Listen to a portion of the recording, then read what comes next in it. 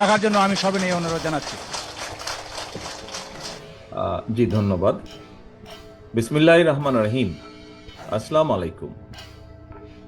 বৌদ্ধ সম্প্রদায়ের প্রধান ধর্মীয় উৎসব বৌদ্ধ পূর্ণিমা উপলক্ষে আয়োজিত আজকের এই শুভেচ্ছা বিনিময় অনুষ্ঠানের সম্মানিত সভাপতি জনাব দীপেন দেওয়ান, মঞ্চে উপস্থিত বাংলাদেশ জাতীয়তাবাদী দলের স্থায়ী কমিটির সম্মানিত সদস্য ডক্টর খন্দকার মোশাররফ হোসেন সহ উপস্থিত আরও সম্মানিত স্থায়ী কমিটির সদস্যবৃন্দ, উপস্থিত নেতৃবৃন্দ, উপস্থিত ধর্মীয় নেতৃবৃন্দ এবং আমার সামনে উপস্থিত বৌদ্ধ ধর্মাবলম্বী প্রিয় ভাই ও বোনেরা, আপনাদের সবাইকে জানাই আন্তরিক শুভেচ্ছা।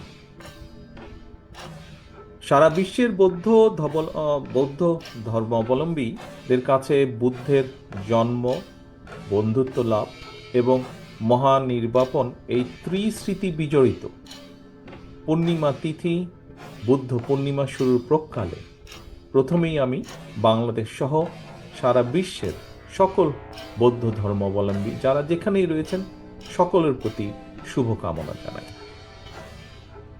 প্রিয় উপস্থিতিবৃন্দ, বৌদ্ধ ধর্মের প্রধান ধর্মগুরু গৌতম বুদ্ধ তার অনুসারীদের জন্য ঘোষণা করেছিলেন পঞ্চশীল নীতি: অহিংস, চুরি না করা, মিথ্যে না বলা। এমন 5টি নীতি বা পঞ্চশীল নীতি হচ্ছে বৌদ্ধ ধর্মের মৌলিক শিক্ষা। এভাবে আমরা যদি দেখি, এভাবে প্রতিটি ধর্মের মানুষের জন্যই নিজ নিজ ধর্মের কিছু মৌলিক বিশ্বাস, নীতিমালা এবং নির্দেশনা রয়েছে। পৃথিবীতে সত্য, ন্যায় এবং মানবিক সমাজ প্রতিষ্ঠা করা হচ্ছে প্রতিটি ধর্মের, প্রতিটি সৎকর্মের মূল লক্ষ্য। সুতরাং একজন নাগরিক হিসাবে, একজন মানুষ হিসাবে, মানবিক মানুষ হিসাবে একটি বৈষম্যহীন গণতান্ত্রিক রাষ্ট্র এবং সমাজ বাস্তবায়নের জন্য সক্রিয় ভূমিকা রাখা আমাদের প্রত্যেকের নৈতিক দায়িত্ব। প্রিয় উপস্থিতিবৃন্দ, সব ধর্মের, সব মতের মানুষ আমরা যাতে সবাই একসঙ্গে মিলেমিশে একটি গণতান্ত্রিক রাষ্ট্র সরকার প্রতিষ্ঠা করতে পারি, এজন্যই রাষ্ট্র ও রাজনীতিতে গণতন্ত্র, গণতান্ত্রিক রীতি পদ্ধতির চর্চা এবং বাস্তবায়ন প্রয়োজন। কারণ দল, মত, ধর্ম, বর্ণ নির্বিশেষে সকল মানুষের নিরাপদ সহাবস্থান যদি নিশ্চিত করতে হয়, তাহলে একটি নিরাপদ মানবিক রাষ্ট্র সমাজ প্রতিষ্ঠার জন্য বিশ্বে এখন পর্যন্ত গণতন্ত্রই একমাত্র উত্তম বিকল্প। অতএব গণতান্ত্রিক বিশ্বের রাষ্ট্র ও রাজনীতিতে গণতন্ত্র বিরোধী যারা, তারা অপশক্তি হিসাবে কিন্তু চিহ্নিত।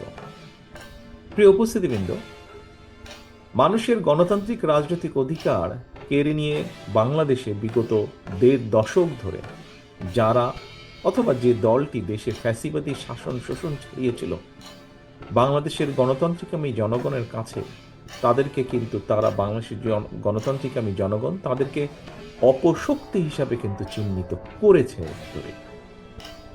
গণতান্ত্রিক রাজনৈতিক চরিত্র হারিয়ে যে দলটি দেশ এবং জনগণ এবং গণতন্ত্রের বিরুদ্ধে অবস্থান নিয়েছিল, দেশের গণতান্ত্রিকামী জনগণ তাদেরকে এরই ভিতরে অপশক্তি হিসাবে চিহ্নিত করেছে।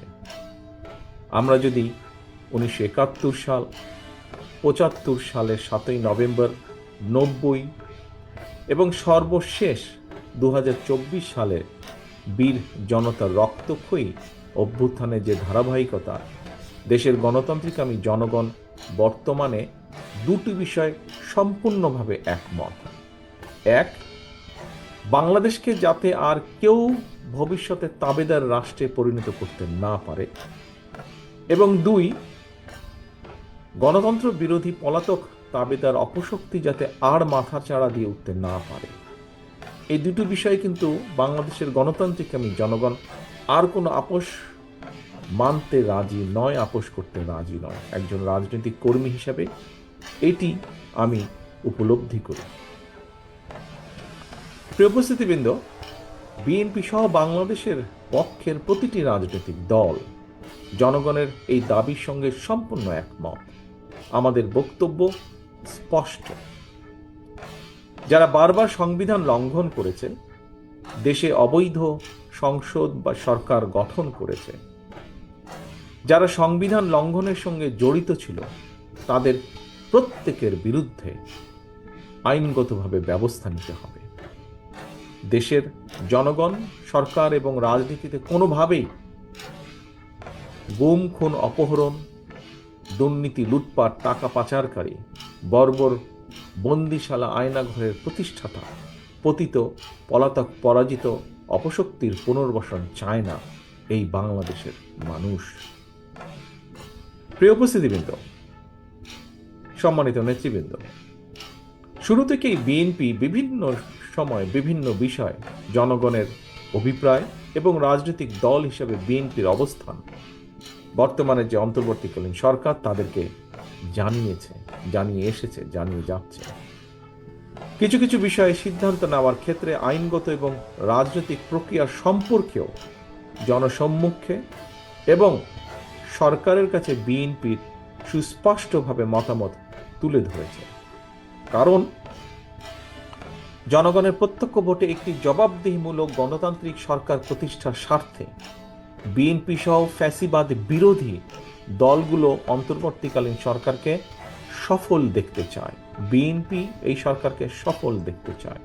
তবে এখানে একটি কথা রয়ে গেছে, সরকারের কার্যক্রম সম্পর্কে যাতে জনগণের সামনে একটা স্বচ্ছ ধারণা থাকে, এ কারণেই কিন্তু বিএনপি প্রথম থেকেই অন্তর্বর্তীকালীন সরকারের কাছে তাদের একটি কর্ম পরিকল্পনার পথ নকশা ঘোষণার আহ্বান বারবার জানিয়ে আসছে।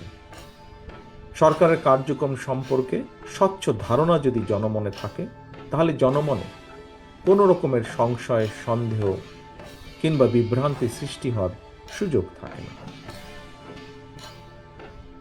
প্রিয় উপস্থিতিবৃন্দ, এবার আমি দেশের আমার সামনে আমি এখান থেকে দেখতে পাচ্ছি অনেকগুলো গণমাধ্যম কর্মীরা আছেন, গণমাধ্যমের বন্ধুরা আছেন।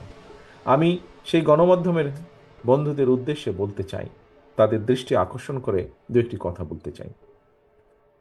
ফ্যাসিবাদী শাসনের পতনের পর দেশে গণতন্ত্রকে প্রাতিষ্ঠানিক রূপ দেওয়ার চলমান যাত্রায় গণমাধ্যমের কিন্তু ভূমিকা অনস্বীকার্য।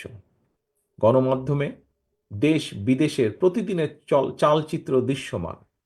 আমরা সারা পৃথিবীর কখন কোথায় কি ঘটছে মুহূর্তে আমরা গণমাধ্যমের মাধ্যমে দেখতে পাচ্ছি, জানতে পারছি। তবে চলমান এই ঘটনাগুলি যেগুলা, তার পাশাপাশি ফ্যাসিবাদী শাসনের যে দুষ্কর্মগুলো প্রতিনিয়ত গণমাধ্যমে প্রচার এবং জনপরিসরে আলোচনার কিন্তু রাখা দরকার। গত 15 বছর যা হয়েছে, জুলাই আগস্টে যা হয়েছে, এগুলো গণমাধ্যমের মাধ্যমে জনগণের মধ্যে, জনগণের সামনে প্রতিনিয়ত আলোচনায় রাখা দরকার। ফ্যাসিবাদী শাসনকালের বর্বরতার যে চিত্র যদি আমরা প্রতিনিয়ত স্মরণ রাখতে পারি, তাহলে একদিকে যেমন দেশে কার্যকর গণতন্ত্র উত্তরণের পথ সুগম করবে এটি, ঠিক একইভাবে অপরদিকে ফ্যাসিবাদ বিরোধী রাজনৈতিক দলগুলোর মধ্যে কেউ বিভেদ বা বিরোধ উস্কে দিতে সক্ষম হবে না। এজন্য এই প্রসঙ্গে আমি ফ্যাসিবাদ শাসনের সময়কালের একটি বিষয় সম্পর্কে সবার দৃষ্টি আকর্ষণ করতে চাই। এখানে বেশ কিছু বক্তা এই বিষয়টি সম্পর্কে কিন্তু উল্লেখ করেছেন তাদের বক্তব্য। প্রিয় উপস্থিতিবৃন্দ, আপনাদের অনেকেরই নিশ্চয়ই মনে আছে, যেহেতু আপনারা এখানে উল্লেখও করেছেন, এর বাইরেও যারা আছেন বক্তব্য রাখেননি, শুনেছেন বক্তব্য, আপনাদের নিশ্চয়ই অনেকেরই মনে আছে ফ্যাসিবাদ শাসনের দীর্ঘ 1.5 দশকে বিভিন্ন সময় দেশে জঙ্গি নাটক কিংবা ধর্মীয়ভাবে যাদেরকে সংখ্যালঘু গোষ্ঠী বলা হয় তাদের উপরে সুপরিকল্পিতভাবে হামলা চালিয়ে সেই যে পলাতক স্বৈরাচার তাদের ফ্যাসিবাদী শাসন শোষণ থেকে জনগণের দৃষ্টি, তাদের লুটপাট থেকে জনগণের দৃষ্টি অন্যদিকে রাখতে চেয়েছিল, ভিন্ন দিকে প্রবাহিত করতে অপচেষ্টা চালিয়েছিল তারা। সেই পলাতক স্বৈরাচার তাদের নিজেদের হীন দলীয় রাজনৈতিক স্বার্থ চরিতার্থ করার জন্য দেশের বিভিন্ন ধর্মীয় জনগোষ্ঠীকে দাবার গুটি হিসেবে ব্যবহার করেছে। সেই সময় আমরা দেখেছি গুম, খুন, অপহরণের ভয় অনেকে এই বিষয়ে কিন্তু মুখ খোলার সাহসও করেননি। আজও ঠিক এই কথাটিই কিন্তু অনেকেই তুলে ধরেছেন তাদের বক্তব্যে। প্রিয় উপস্থিতিবৃন্দ, পলাতক স্বৈরাচার কি কারণে বিভিন্ন ধর্মীয় জনগোষ্ঠীকে ঘিরে দেশে আতঙ্কের পরিবেশ তৈরি করত, এটি বর্তমানে গণমাধ্যমের জন্য একটি অনুসন্ধানী সাংবাদিকতার গুরুত্বপূর্ণ বিষয় হতে পারে বলে আমি মনে করি, এবং এই বিষয়ে অনুসন্ধানী প্রতিবেদন আগামী দিনে রাজনীতি বিজ্ঞানের শিক্ষার্থী এবং গবেষকদের জন্য কিন্তু সহায়ক হবে বলে আমার দৃঢ় বিশ্বাস। ফ্যাসিবাদের গত ১.৫ দশকে ২০১২ সালের সেপ্টেম্বর মাসে কক্সবাজারের রামু, ব্রাহ্মণবাড়িয়ার নাসিরনগর, রংপুর, গাইবান্ধা কিংবা সুনামগঞ্জ সহ দেশের বিভিন্ন স্থানে সংখ্যালঘু ধর্মীয়, যে সংখ্যালঘু যাদেরকে বলা হয় বিভিন্নভাবে, সেই ধর্মীয় জনগোষ্ঠী তাদের বাড়ি ঘর কিংবা উপাসনায় ঘিরে বেশ কিছু অপ্রীতিকর ঘটনা ঘটেছিল। এসব ঘটনার নেপথ্যে কারা ছিল, তাদের কি উদ্দেশ্য ছিল, বর্তমানে এসব নিয়ে গণমাধ্যমে যদি অনুসন্ধানী প্রতিবেদন প্রকাশিত হয়, আমি দৃঢ়ভাবে বিশ্বাস করি আগামী দিনে আর কেউ দেশের ধর্মীয় জনগোষ্ঠীকে নিয়ে দলীয় রাজনৈতিক স্বার্থে ব্যবহারের সাহস করবে না। প্রিয় উপস্থিতিবৃন্দ, আগামী দিনে বিএনপি জনগণের রায় ইনশাল্লাহ রাষ্ট্র পরিচালনার সুযোগ পেলে ফ্যাসিবাদী শাসনের ১.৫ দশকে দেশের বিভিন্ন ধর্মীয় সম্প্রদায়ের সঙ্গে যে অপ্রীতিকর অনাহত ঘটনা ঘটেছে তার নেপথ্য কারণ খুঁজে বের করতে সুশীল সমাজের প্রতিনিধিদের সমন্বয়ে একটি সর্বদলীয়, সর্বধর্মীয় নাগরিক তদন্ত কমিশন গঠন করার পরিকল্পনা করেছে বা রয়েছে আমাদের, যেটি এর আগেও বিভিন্ন সময় আপনাদের সামনে আমি তুলে ধরেছি।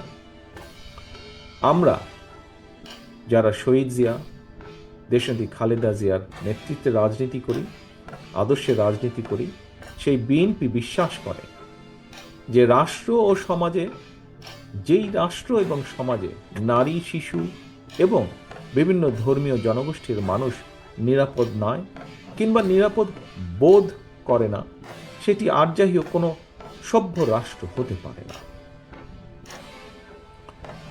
প্রিয় বৌদ্ধ ধর্মাবলম্বী প্রিয় ভাই ও বোনেরা, আমি এর আগেও বিভিন্ন ধর্মীয় জনগোষ্ঠীর সঙ্গে মত বিনিময় সভায় বলেছি, সংখ্যালঘু কিংবা সংখ্যাগুরু এটি কোনো পরিচয় না। এই কথাটিও আজকে আপনারা বেশ কয়েকজন বক্তা তাদের বক্তব্যে তুলে ধরেছেন। দল, মত, ধর্ম নির্বিশেষে দেশের প্রতিটি নাগরিকের প্রথম এবং প্রধান গর্বিত পরিচয়টি হচ্ছে আমরা বাংলাদেশী। নিজ নিজ ধর্মীয় বিশ্বাস কিংবা সাংস্কৃতিক স্বকীয়তা বজায় রেখেই একজন বাংলাদেশী হিসেবে প্রতিটি নাগরিক রাষ্ট্র ও সমাজের সকল ক্ষেত্রে সমান এবং ন্যায্য অধিকার ভোগ করবে, এটি বাংলাদেশ জাতীয়তাবাদী দল তথা বিএনপির নীতি। প্রিয় ভাই বোনেরা, নাগরিকদের প্রত্যক্ষ ভোটের মাধ্যমে বিএনপি দেশে এমন একটি গণতান্ত্রিক সরকার প্রতিষ্ঠিত করতে চায় যে সরকার জনগণের কাছে জবাবদিহি করতে বাধ্য থাকবে। তবে কেউ যেন আমাদের গণতান্ত্রিক রাজনৈতিক অধিকার, ভোটের অধিকার কুক্ষিগত করে রাখার ষড়যন্ত্র করতে না পারে, সেজন্য জনগণের কাছে দায়বদ্ধ একটি গণতান্ত্রিক সরকার প্রতিষ্ঠিত না হওয়া পর্যন্ত আমরা প্রত্যেকটি মানুষ, এই ঘরে যে মানুষগুলো আমরা উপস্থিত আছি, এই ঘরের বাইরে সারা বাংলাদেশের বিভিন্ন স্থানে আমরা যেখানেই আছি না কেন, যে যার অবস্থান থেকে সতর্ক এবং সজাগ থাকতে হবে। আপনাদের সকলের কাছে আমি আজ সেই আহ্বান জানাই। প্রিয় বৌদ্ধ ধর্মাবলম্বী প্রিয় ভাই বোনেরা, আমি যতদূর জানি আগামীকাল রবিবার থেকে সম্ভবত অত্যন্ত আনন্দের সঙ্গে আপনাদের এই বছরের বুদ্ধ পূর্ণিমার আনন্দ উৎসব শুরু হয়ে যাবে। উৎসবের প্রকালে আজকে এই ঘরে এবং ঘরের বাইরে যত বৌদ্ধ ধর্মাবলম্বী মানুষ রয়েছেন, আপনাদের সকলকে, আপনাকে এবং আপনার পরিবারের প্রতিটি সদস্যের প্রতি আবারও বৌদ্ধ পূর্ণিমার শুভেচ্ছা জানাই। আপনাদের উৎসব, আনন্দ, আয়োজন সুন্দর হোক, সফল হোক, এই প্রত্যাশা রেখে আমি আমার বক্তব্য এখানেই শেষ করছি আজকে। আল্লাহ হাফেজ। বাংলাদেশ জিন্দাবাদ। বাংলাদেশ জাতীয়তাবাদী দল জিন্দাবাদ।